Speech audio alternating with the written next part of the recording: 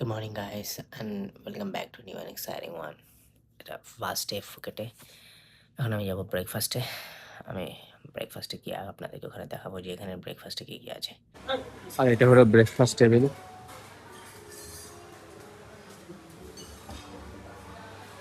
অনেক কিছু আছে এখানে, স্পেশালি খাই।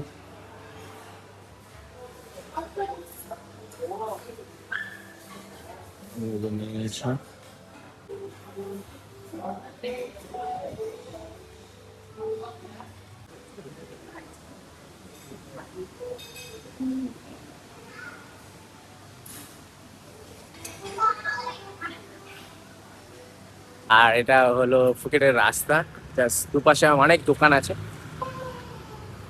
এটা হলো রাস্তা, রাস্তার পাশে এই যে দোকান, এখান থেকে আমরা ভালো ভালো জিনিস, অনেক জিনিস আছে, আমি দেখাচ্ছি গিয়ে। এবার ব্যাপার হলো যখন আমরা ফুকেটে আসছি এরকম রাস্তার পাশে দুধারে যে কোনো জায়গায় অনেক দোকান আছে, বিভিন্ন জায়গায় বিভিন্ন দাম, অনেক জায়গায় ফিক্সড প্রাইস লেখা আছে, অনেক জায়গায় লেখা নেই। যেখানে লেখা নেই সেখানে যেন আমরা ঠিক করে বার্গেনিং করি। যত দিন বেশি থাকছি তত বেশি আমরা জায়গা দেখতে পাচ্ছি, আর প্রত্যেকটা জায়গায় এরকম দোকান আছে প্রত্যেকটা জিনিসের জন্য। আর সেগুলো খুব ভালো ভালো দোকান, আর সেগুলো খুব ভালো জিনিসও সেখানে পাওয়া যায়। কিন্তু আমরা দোকান শেষ করে যখন আমরা এখান থেকে যাচ্ছিলাম, এটা আমাদের হোটেলের পাশ থেকে যখন আমরা যাচ্ছি, ওখানে ভিউটা খুব সুন্দর লাগছিলো, মনে হচ্ছিলো যেন আমরা জাপানে আছি।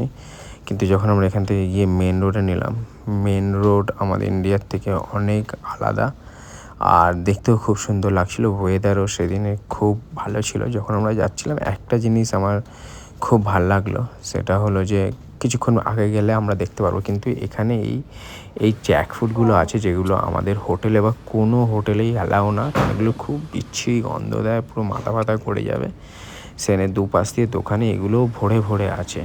এই একটা খারাপ জিনিস আমি যেটা দেখলাম, যারা গন্ধ সহ্য করে নিতে পারবে ভালো, কিন্তু সহ্য করতে যারা পারবে না তাদের জন্য খুব খারাপ জিনিস। এটা হলো সবচেয়ে ভালো জিনিস যেটা আমার ভালো লেগেছে, কতক্ষণ গ্রিন লাইট থাকবে সেটারও টাইমিং এইখানে দিয়ে দিয়েছে।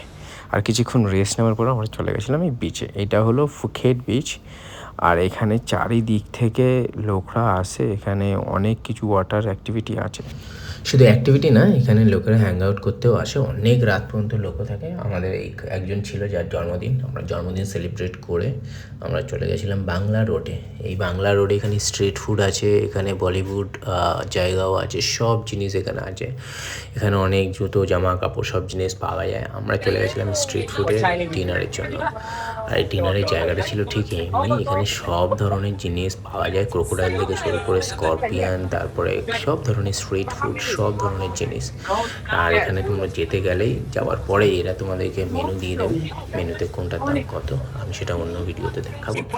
আর খাওয়ার পরে আমরা কিছুক্ষণ রেস্ট নেওয়ার পর আমরা চলে আসলাম ফের বিচে। আর বিচের সিনারিটা ছিল এরকম।